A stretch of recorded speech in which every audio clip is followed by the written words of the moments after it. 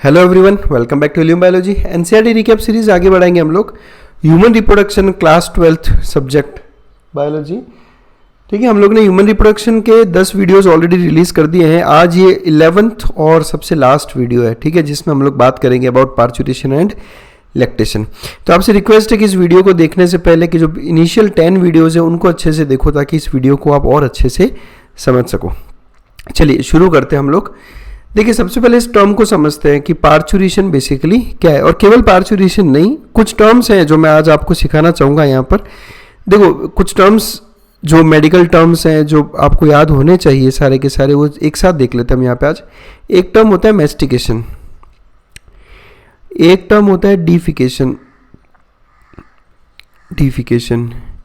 एक टर्म होता है मिक्चुरेशन। ये सारे टर्म्स आप याद रखें। देखो, मिक्चुरेशन, और एक टर्म होता है डीग्लूटेशन। और आज हम लोग बात करें अबाउट पार्चुरेशन। तो ये पांचों टर्म्स आपको अच्छे से पता होने चाहिए, और बहुत से स्टूडेंट्स को आते भी होंगे ये सब कुछ, लेकिन सब बेसिक्स है, सब कंसेप्ट्स है। देखो, सबसे पहला टर्म है मैस्टिकेशन। तो मैस्टिकेशन का मतलब क्या होता है? Grinding of food. जो हम लोग खाना खाते हैं, जो हम अपने दांतों से इस खाने को ग्राइंड करते हैं ना, चबाना बेसिकली, आप इसको एकदम हिंदी में बोलना चाहो टू च्यू, उसको आप कहते हो मैस्टिकेशन। खाने को चबाने को मैस्टिकेशन कहते हैं। फिर आता है टर्म डीफिकेशन। डीफिकेशन का मतलब होता है टू वॉइड आउट स्टूल, है ना, टू पास स्टूल। जो हम लोग स्टूल पास करते हैं, जो फीसिस पास करते हैं, उसको कहा जाता है defecation. To pass urine is called as micturition, यानी यूरिन को बॉडी से बाहर निकालना। देखो, मिक्चुरेशन यूरिन को बॉडी से बाहर निकालना, और डीफिकेशन स्टूल या फीसिस को बॉडी से बाहर निकालना। नेक्स्ट है डीग्लूटेशन। डीग्लूटेशन वर्ड का मतलब होता है टू स्वेलो, निगलना, फूड को निगलना डीग्लूटेशन कहलाता है। आज यहाँ जो हम लोग वर्ड सीखेंगे वो है पार्चुरेशन, यानी चाइल्ड बर्थ, या जिसे आप डिलीवरी कहते हैं, है ना। तो इस पांचों टर्म्स आपको अच्छे से समझ में आने चाहिए, मतलब याद रखने आपको ये टर्म्स। इन टर्म्स में मैं कुछ एक बार आपको आइडिया दे देता हूँ कैसे आपको इनको याद करना है। देखो, एक तो मिक्चुरेशन की बात करूँ तो मिक्चुरेशन में वर्ड आ रहा है यूरिन, URI। देखो, याद करने का तरीका बता रहा हूँ मैं आपको। मिक्चुरेशन में क्या आ रहा है? URI, यानी ये यूरिन की बात कर रहा है। तो मिक्चुरेशन तो टू पास ऑन यूरिन। और डीफिकेशन में भी अगर आप गौर से देखोगे तो फीसिस आता है, ये देखो आप, तो डीफिकेशन, है ना। तो फीसिस का डीफिकेशन और यूरिन का मिक्चुरेशन, ये दोनों इसमें आते हैं। और बाकी डीग्लूटेशन आपको याद है, पार्चुरेशन अच्छे से पता है, मैस्टिकेशन मैस्टिकेट करना यानी च्यू करना। तो ये सारी टर्म्स आपको समझ पता होनी चाहिए। तो पार्चुरेशन, जैसा मैंने बोला कि चाइल्ड का बर्थ। जेस्टेशन पीरियड कितना होता है ह्यूमन बींग्स में? 9 मंथ्स का। तो जब 9 मंथ्स कंप्लीट हो जाते हैं, तो 9 मंथ्स कंप्लीट होने के बाद में चाइल्ड यूटेरस से जो है बर्थ कैनाल के थ्रू बाहर की तरफ आ जाता है। ठीक है, यहाँ एक बार मैं पिक्चर दिखा देता हूँ आपको कि आपको एनसीईआरटी पॉइंट ऑफ व्यू से क्या क्या देखना है। देखो, सबसे पहले ये चाइल्ड है ना, ये आफ्टर 9 मंथ्स का पिक्चर है। ये चाइल्ड पूरा डेवलपमेंट यहाँ कंप्लीट हो चुका है फीटस का, और यहाँ पर चाइल्ड का पूरा डेवलपमेंट कहाँ हो रहा है? देखो, यूटेरस के अंदर है ना, ये यूटेरस में इसका डेवलपमेंट हो रहा है। ये जो आपको एक कॉर्ड लाइक स्ट्रक्चर दिख रहा है blue, this is umbilical cord, this is umbilical cord. और इनकी सबके बारे में हमने डिस्कशन किया था, अगर आपको याद हो तो हमने कहा था कि प्लेसेंटा होता है एक, ठीक है। प्लेसेंटा, ये सारा मदर से जो भी न्यूट्रिशन मिलेगा या बच्चे का जो भी वेस्ट रहता है, सारा प्लेसेंटा के थ्रू ही एक्सचेंज किया जाता है। और एक तरफ रहता है फीटस। तो फीटस और प्लेसेंटा, प्लेसेंटा और फीटस के बीच का जो कनेक्शन है, एक कॉर्ड है जो इन दोनों को कनेक्ट करता है, इसको कहा जाता है अम्बिलिकल कॉर्ड। यानी प्लेसेंटा से जो भी चीज़ आ रही है फीटस में जाएगी, फीटस से जो भी चीज़ है वो प्लेसेंटा की तरफ मूव करती है वाया अम्बिलिकल कॉर्ड। तो ये जो ब्लू कलर का शो कर रखा है, मैं आपको दिखाता हूँ एक मिनट, ये है आपका अम्बिलिकल कॉर्ड। ये यहाँ देखो आप, ये अम्बिलिकल कॉर्ड। क्लियर? आगे बढ़ते हैं हम लोग। देखो, फिर 9 मंथ के बाद में यहाँ पे पार्चुरेशन शुरू हो रहा है। पार्चुरेशन शुरू हो रहा है तो यहाँ पर ये हो गया वजाइना वाला पोर्शन, ये वजाइना। यहाँ से चाइल्ड धीरे धीरे बाहर की तरफ मूव करता है, ये अम्बिलिकल कॉर्ड है, और इस तरह से पूरी तरीके से बाहर आया। बाहर आने के बाद में ये देखो यहाँ पर, ये अब इस पिक्चर में आपको प्लेसेंटा दिख रहा होगा, ये वाला एग्जैक्ट ये वाला पोर्शन, ये प्लेसेंटा है, ये this is placenta. Placenta umbilical cord से फीटस से कनेक्टेड है, ठीक है। तो चाइल्ड बर्थ हुआ, चाइल्ड बर्थ होने के बाद में ये प्लेसेंटा भी पूरी तरीके से बाहर आ जाता है, इसको कहते हैं प्लेसेंटा का एक्सपल्जन, यानी प्लेसेंटा भी एक्सपल्जन मतलब बाहर आना। तो पहले चाइल्ड बर्थ होता है, चाइल्ड बाहर आता है और उसके बाद में पीछे पीछे प्लेसेंटा भी बाहर मूव कर जाता है। ठीक है, ये तो हो गया केवल इस पिक्चर के बारे में, ये सब चीज़ें एनसीईआरटी में दे रखी है। चलो शुरू करता हूँ। जेस्टेशन पीरियड 9 मंथ्स का हो गया, 9 मंथ्स के बाद में पार्चुरेशन हो जाता है। पार्चुरेशन का मीनिंग है चाइल्ड का बर्थ होना, यानी फीटस का एक्सपल्जन या डिलीवरी, जिसे कॉमन लैंग्वेज में कहते हैं। इसके पीछे का पूरा सिस्टम अब हमें समझना है। ठीक है, एक रिफ्लेक्स होता है जिसे कहा जाता है फीटल इजेक्शन रिफ्लेक्स। ठीक है, फीटल मतलब फीटस, इजेक्शन मतलब बाहर आना, और रिफ्लेक्स आपको पता ही होगा जो रिफ्लेक्स एक्टिविटीज़ होती है हमारी बॉडी में। तो हम इस फीटल इजेक्शन रिफ्लेक्स की बात कर रहे हैं यहाँ पे। ये कैसे काम करता है वो हम देखते हैं एक बार। यहाँ पे देखो, यहाँ पर हम क्या कर रहे हैं, ये बात करेंगे हम फीटस की। ठीक है, ये फीटस हो गया, और फीटस अम्बिलिकल कॉर्ड से, इसको अच्छे से समझना, देखो बहुत इंपॉर्टेंट मैकेनिज्म है। फीटस अम्बिलिकल कॉर्ड से अटैच्ड है प्लेसेंटा से, ये प्लेसेंटा। अब क्या होगा, जब फीटस का डेवलपमेंट कंप्लीट हो गया यानी आफ्टर 9 मंथ्स, तो 9 मंथ्स के बाद में फीटस जो है, फीटस नर्वस सिस्टम को यानी सेंट्रल नर्वस सिस्टम को एक सिग्नल भेजता है। कौन?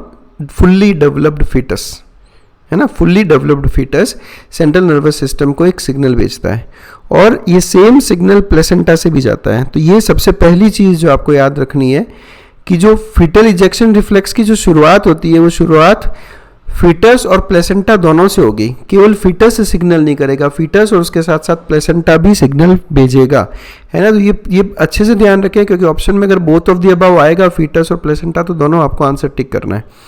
तो फुल्ली डेवलप्ड फीटस और प्लेसेंटा, ये दोनों सेंट्रल नर्वस सिस्टम को मैसेज भेजते हैं, एक सिग्नल भेजते हैं। सेंट्रल नर्वस सिस्टम फिर पोस्टीरियर पिट्यूटरी को स्टिमुलेट करता है, पोस्टीरियर पिट्यूटरी।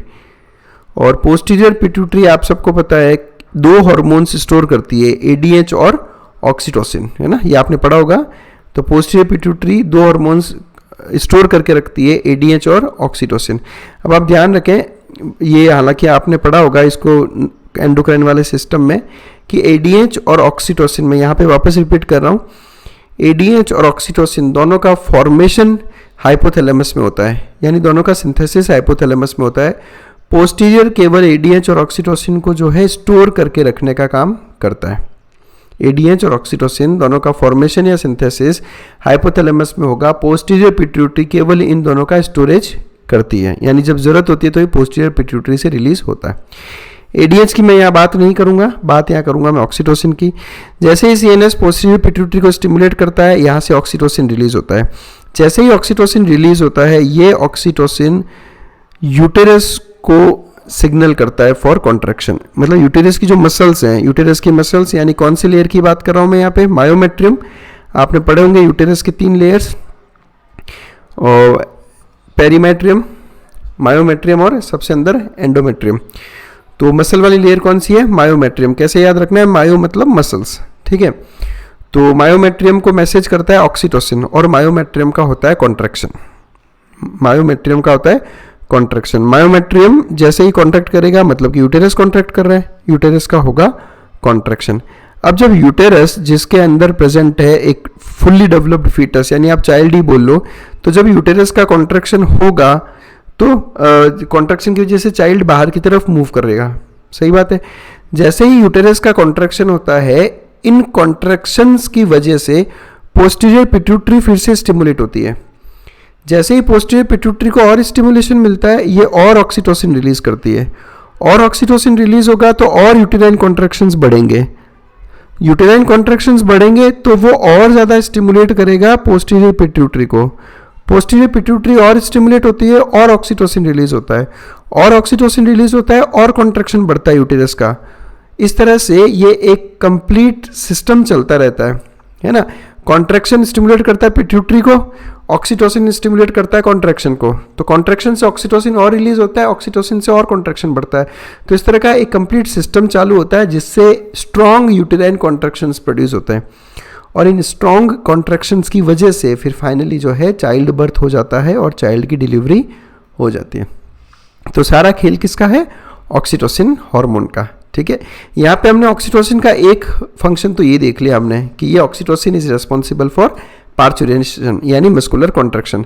आपको मुझे ऑक्सीटोसिन का इसके अलावा जो एक और मेन फंक्शन है वो मुझे कमेंट सेक्शन में आकर बताना है। वो मैं यहाँ पे डिस्कस नहीं कर रहा क्योंकि वो फंक्शन यहाँ पे काम का नहीं है। आपको मुझे बताना है कि यूटेराइन कॉन्ट्रैक्शंस करवाने के अलावा ऑक्सीटोसिन और कौन सा मेन काम करता है। ठीक है, तो आई होप आपको ये पूरा सिस्टम समझ में आया होगा। अब अगर मैं एनसीईआरटी की लैंग्वेज में ये सब बताऊं आपको कि एनसीईआरटी इसको कैसे लिखती है, तो देखो सबसे पहली बात, फीटल इजेक्शन एक बहुत ही कॉम्प्लेक्स न्यूरो एंडोक्राइन मैकेनिज्म है। न्यूरो एंडोक्राइन क्यों बोला? क्योंकि इसमें न्यूरो यानी नर्वस सिस्टम इन्वॉल्व है और इसमें एंडोक्राइन यानी कि एंडोक्राइन सिस्टम यानी आपका हार्मोन्स इन्वॉल्व है। तो अभी हमने देखा किस तरह से सीएनएस के स्टिमुलेशन से पोस्टीरियर पिट्यूटरी ने रिलीज किया ऑक्सीटोसिन। तो ये न्यूरो एंडोक्राइन मैकेनिज्म है एक तरह का। एनसीईआरटी की भाषा ये देख लेते हैं हम लोग। एनसीईआरटी कह रही है कि फुल्ली फॉर्म्ड फीटस यानी एक 9 मंथ का पूरी तरीके से बन चुका फीटस जो है सिग्नल करता है पार्चुरेशन के लिए। और ये सिग्नल कहाँ से ओरिजिनेट होगा? अभी हमने देखा फीटस से भी होगा और प्लेसेंटा से भी होगा। और फीटस भी कौन सा? फुल्ली फॉर्म्ड फीटस है ना। ऐसा 7 मंथ का फीटस पार्चुरेशन का सिग्नल ओरिजिनेट नहीं कर सकता। तो सिग्नल 2 जगह से ओरिजिनेट होगा, फुल्ली फॉर्म्ड फीटस और प्लेसेंटा से। इस सिग्नल की वजह से माइल्ड यूटेराइन कॉन्ट्रैक्शंस प्रोड्यूस होंगे जिसे कहा जाता है foetal ejection reflex. Foetal ejection reflex जो ये जो है ना कॉन्ट्रैक्शंस प्रोड्यूस हुए माइल्ड यूटेराइन कॉन्ट्रैक्शंस, इसी को नाम दिया गया है फीटल इजेक्शन रिफ्लेक्स। तो जैसे ही फीटल इजेक्शन रिफ्लेक्स होता है ऑक्सीटोसिन रिलीज होता है। अब ऑक्सीटोसिन रिलीज होगा मैटरनल पिट्यूटरी से। यहाँ देखो आप यहाँ कभी भी कंफ्यूजन नहीं करना है, ठीक है। वो जब क्वेश्चन देंगे तो वो आपको घुमाएंगे कि मैंने आपको बस इतना बताया कि पोस्टीरियर पिट्यूटरी से ऑक्सीटोसिन रिलीज किया, ठीक है। तो ये ऑब्वियसली मदर की पिट्यूटरी की ही हम बात कर रहे हैं यहाँ पे। लेकिन कई बार क्या होता है कि वो आपको घुमाने के लिए क्वेश्चन में 2 ऑप्शन दे देंगे, एक बोलेंगे मैटरनल पिट्यूटरी और दूसरा ऑप्शन दे देंगे आपका फीटल पिट्यूटरी। यानी कौन सी पिट्यूटरी ये जो है ऑक्सीटोसिन रिलीज करता है, तो आप आंसर देखना मैटरनल पिट्यूटरी, यानी जो मदर की पिट्यूटरी ग्लैंड है वहाँ से जो है ये यूटेराइन कॉन्ट्रैक्शंस प्रोड्यूस होंगे। क्लियर है? अब आप देखो ये सिंपल सी बात है, अब आप सेंस समझे इस चीज़ को, ठीक है। इसको अच्छे से याद कर लें आप। तो ऑक्सीटोसिन रिलीज होगा, ऑक्सीटोसिन रिलीज होगा तो ऑक्सीटोसिन यूटेरस की मसल्स को यानी मायोमेट्रियम को स्टिमुलेट करता है जिसकी वजह से स्ट्रॉन्ग यूटेराइन कॉन्ट्रैक्शंस होते हैं। जैसे ये कॉन्ट्रैक्शंस बढ़ते हैं ये कॉन्ट्रैक्शंस और ज़्यादा मैटरनल पिट्यूटरी को स्टिमुलेट करता है जिससे और ऑक्सीटोसिन रिलीज होता है। और ऑक्सीटोसिन रिलीज होगा तो और स्ट्रॉन्ग यूटेराइन कॉन्ट्रैक्शंस होंगे। तो ये जो स्टिमुलेटरी रिफ्लेक्सेस चल रहे हैं बार बार किस किस के बीच में? यूटेराइन कॉन्ट्रैक्शंस और ऑक्सीटोसिन की बीच में। यानी ऑक्सीटोसिन कॉन्ट्रैक्शन करवाता है, कॉन्ट्रैक्शन ऑक्सीटोसिन रिलीज करवाता है, ऑक्सीटोसिन फिर स्ट्रॉन्ग कॉन्ट्रैक्शन करवाएगा, ये स्ट्रॉन्ग कॉन्ट्रैक्शन फिर ऑक्सीटोसिन रिलीज करवाएंगे। तो ये जो रिफ्लेक्सेस चल रहे हैं इन दोनों के बीच में ये कंटिन्यू चलता रहता है जिसकी वजह से और स्ट्रॉन्ग से स्ट्रॉन्ग कॉन्ट्रैक्शंस प्रोड्यूस होते रहते हैं और तब जाकर पार्चुरेशन होता है वाया बर्थ कैनाल। क्लियर? अब आप देखो यहाँ पे मैं एक बार आपको बर्थ कैनाल का भी मतलब समझा दूं। देखो फीटस का डेवलपमेंट कहाँ होता है? यूटेरस में। ये यहाँ पर फीटस का डेवलपमेंट हो रहा है यूटेरस में। अब अगर यूटेरस को यहाँ से बाहर निकलना होगा तो उसको क्या क्या पास करना पड़ेगा? तब उसको पास करना पड़ेगा एक तो सर्वाइकल कैनाल, ये वाला जो पोर्शन है दिस इज सर्वाइकल कैनाल जिसे आप सर्विक्स कहते हो ना, ये सर्विक्स की कैनाल, और ये वजाइना। यानी बाहर आने के लिए उसको पहले तो सर्विक्स और फिर वजाइना को क्रॉस करना पड़ेगा। इन दोनों को मिलाकर कहा जाता है बर्थ कैनाल। ये ध्यान रखें आप। बहुत से स्टूडेंट्स केवल वजाइना को ही इंक्लूड करते हैं बर्थ कैनाल में, लेकिन क्वेश्चन एग्जाम में आएगा कि बर्थ कैनाल में कौन कौन से पार्ट्स शामिल हैं, तो सर्विक्स और वजाइना। और सर्विक्स के बारे में भी ध्यान रखें, सर्विक्स कोई अलग से स्ट्रक्चर नहीं है, यूटेरस के ही लोअर पार्ट को, जो यूटेरस का नीचे वाला पार्ट होता है उसी को ही सर्विक्स कहा जाता है। तो सर्विक्स और वजाइना दोनों मिलकर बर्थ कैनाल का फॉर्मेशन करते हैं। तो ये तो हो गया फीटल इजेक्शन रिफ्लेक्स। अब बात करता हूँ प्लेसेंटा के एक्सपल्शन की। तो जैसे शुरुआत में मैंने कहा था कि पार्चुरेशन होने के बाद में प्लेसेंटा भी जो है यूटेरस से बाहर की तरफ एक्सपेल हो जाता है। तो soon after the infant is delivered the placenta is also expelled out of the uterus. इसको प्लेसेंटा एक्सपल्शन कहा जाता है। हालांकि ये जो टर्म है प्लेसेंटा एक्सपल्शन, ये एनसीईआरटी ने ये वर्ड यूज़ नहीं किया है, ठीक है, ये मैं क्लियर बता देता हूँ, लेकिन ये लाइन ज़रूर एनसीईआरटी की है। और ये कोई टर्म अलग से याद करने लायक टर्म तो है नहीं। देखो एक्सपल्शन का मतलब होता है बाहर निकलना, तो प्लेसेंटा का बाहर निकलना ही प्लेसेंटा एक्सपल्शन है। ये कोई टर्म नहीं है, सिंपल इंग्लिश है, ठीक है। फिर एनसीईआरटी क्वेश्चन पूछती है कि what do you think the doctors inject to induce delivery. कई बार ऐसा होता है ना कि 9 मंथ्स कंप्लीट हो गए लेकिन अभी भी पार्चुरेशन के सिग्नल्स नहीं हो रहे। डॉक्टर्स ने वेट किया कि सब कुछ हो जाए इजीली, बट ऐसा नहीं हो पा रहा। तो डॉक्टर्स ऐसा क्या इंजेक्ट करें जिससे कि डिलीवरी इंड्यूस हो जाए? तो आंसर है ऑक्सीटोसिन। बिल्कुल सही बात है। ऑक्सीटोसिन जैसे ही हम इंजेक्शन देंगे ऑक्सीटोसिन का, ये ऑक्सीटोसिन यूटेराइन कॉन्ट्रैक्शंस प्रोड्यूस करेगा, और जैसे यूटेराइन कॉन्ट्रैक्शंस प्रोड्यूस करेगा ये फिर फर्दर स्टिमुलेट कर देगा पिट्यूटरी को, और पिट्यूटरी के स्टिमुलेशन से और ऑक्सीटोसिन बनेगा। फिर इस तरह से ये जो है पूरा जो रिफ्लेक्स चालू हो जाएगा। तो ऑक्सीटोसिन यूज़ किया जाता है टू इंड्यूस डिलीवरी। चलिए नेक्स्ट बात करते हैं हम लैक्टेशन। ठीक है, लैक्टेशन का सिंपल से मीनिंग में अगर मैं बात करूं तो लैक्टेशन का मतलब होता है फीडिंग बेबी। ठीक है, वो लैक्टेशन कहलाता है।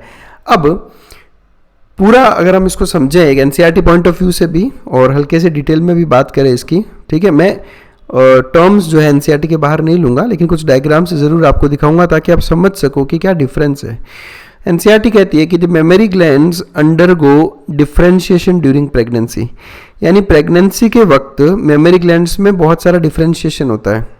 ठीक है, मतलब बहुत सारे चेंजेस आते हैं, and then it start producing milk towards the end of pregnancy, यानी जैसे ही प्रेगनेंसी एंड होने वाली होती है उस वक्त ये मिल्क प्रोड्यूस करना स्टार्ट कर देती है। मेमोरी ग्लैंड्स मिल्क प्रोड्यूस करना स्टार्ट कर देती है। इस प्रोसेस को कहा जाता है लैक्टेशन। इस प्रोसेस को क्या कहा जाता है? लैक्टेशन, यानी कि मिल्क प्रोड्यूस करना। ठीक है, अब ये जो लाइन को, इस लाइन को मैं कुछ डायग्राम्स के थ्रू आपको समझाना चाहूँगा यहाँ पे, ताकि आपके दिमाग में पिक्चर क्लियर रहे कि ऐसे क्या चेंजेस आते हैं प्रेगनेंसी में। आप ये केवल एक पिक्चर देखो, ये पहले पिक्चर में हम यहाँ पे प्यूबर्टी में दिखा रहे हैं, ये मेमोरी ग्लैंड्स हैं, ये मेमोरी ग्लैंड्स है, मेमोरी ग्लैंड्स के डक्ट्स और जो एल्वुलाई हैं जिसमें कि मिल्क का प्रोडक्शन होता है, ये प्यूबर्टी में। फिर ये एक मैच्योर गर्ल में जो अभी वर्जिन है। ठीक है, फिर प्रेगनेंसी में आप देखें इस सेम स्ट्रक्चर को, और सेम स्ट्रक्चर को आप लैक्टेशन में देखें, तो आपको पिक्चर समझ में आ रही होगी कि कितना ज़्यादा डिफरेंस होता है मेमोरी ग्लैंड्स में during puberty, in a mature girl, pregnancy के वक्त और लैक्टेशन के वक्त। तो जब प्रेगनेंसी शुरू होती है तो देखो इस तरह से डेवलपमेंट चालू हो जाता है अंदर, और लैक्टेशन के वक्त तो ये एल्वुलाई का नंबर बहुत ही ज़्यादा रहता है। आप देख रहे हो यहाँ पे मैच्योर एल्वुलाई आपको बहुत ज़्यादा दिख रहा है इसके अंदर, यहाँ पर इतने एल्वुलाई नहीं दिख रहे। ये एल्वुलाई क्या है? एल्वुलाई बेसिकली वो स्मॉलेस्ट पार्ट है आपका मेमोरी ग्लैंड का जहाँ पे मिल्क का प्रोडक्शन होता है। तो लैक्टेशन के वक्त बहुत सारे मैच्योर एल्वुलाई का फॉर्मेशन हो जाता है। एक और पिक्चर दिखा देता हूँ मैं आपको यहाँ पे, ये देखो, ये वर्जिन में, एक वर्जिन मीन्स एक अनमेरिड गर्ल है ना, जिसका आज तक कभी कोई सेक्सुअल एनकाउंटर नहीं हुआ है, उसको वर्जिन कहते हैं।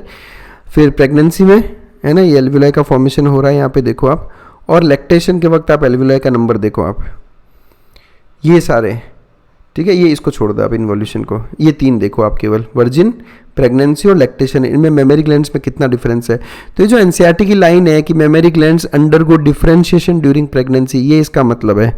और during at the end of the pregnancy it starts producing milk because of the numerous alveoli जो यहाँ पर डेवलप हुए हैं। कुछ इस तरह का आपको पिक्चर दिखता है, एक नॉन प्रेग्नेंट फीमेल में, एक प्रेग्नेंट फीमेल में, और एक लैक्टेटिंग फीमेल में। लैक्टेटिंग फीमेल मीन्स जो जिसमें मिल्क प्रोडक्शन हो रहा है, जिसमें लैक्टेशन हुआ। तो आप क्लियर देख पा रहे हैं नंबर ऑफ एल्वुलाई से कंपेयर करके कि कितना ज़्यादा एल्वुलाई है, और now the mammary glands are ready for feeding the baby. तो दिस इज लैक्टेशन। और इन सबसे फ़ायदा क्या होता है? इन सबसे फ़ायदा यही होता है कि एक मदर अपने न्यूबॉर्न बेबी को फीड कर सकती है। यहाँ पे मैं आपको ना एक बार ये बता देता हूँ, ये जो वर्ड होता है ना लेक्ट वर्ड आप याद कर ले। लेक्ट वर्ड एक्चुअली मिल्क को रिप्रेजेंट करता है। ये आप देखना हमेशा जहाँ पे भी हम मिल्क की बात करेंगे वहाँ पर हम वर्ड यूज़ करेंगे लेक्ट। फिर चाहे आप लैक्टोज शुगर की बात करो, लैक्टोज शुगर क्या होती है? मिल्क शुगर को लैक्टोज कहा जाता है। ठीक है, तो लैक्टिक एसिड बैक्टीरिया हो गया है ना, लेक्ट का मतलब भी मिल्क होता है, तो यहीं से लैक्टेशन भी बन गया।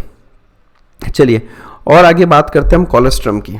कोलेस्ट्रम आप सब लोगों को बहुत अच्छे से पता है कि प्रेगनेंसी के बाद, आई मीन डिलीवरी के बाद इनिशियल फ्यू डेज, शुरुआत के कुछ दिनों में एक येलोइश कलर का फ्लूइड रिलीज होता है मेमोरी ग्लैंड से, उसे कोलेस्ट्रम कहा जाता है। ये देखो आप, ये जो पिक्चर है, इस पिक्चर में यहाँ पर आफ्टर डिलीवरी 4th डे की बात चल रही है। यहाँ पे 4th डे तक जो मिल्क सिक्रीशन होता है वो इस तरह का रहता है, और ये पिक्चर लिया गया है 8th डे पे।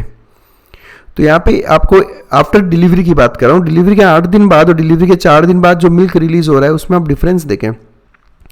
ये जो इनिशियल आपको येलो कलर का मिल्क दिख रहा है, दिस इज कोलेस्ट्रम, और उसके बाद में नॉर्मल मिल्क रिलीज होता है। तो this colostrum is very healthy.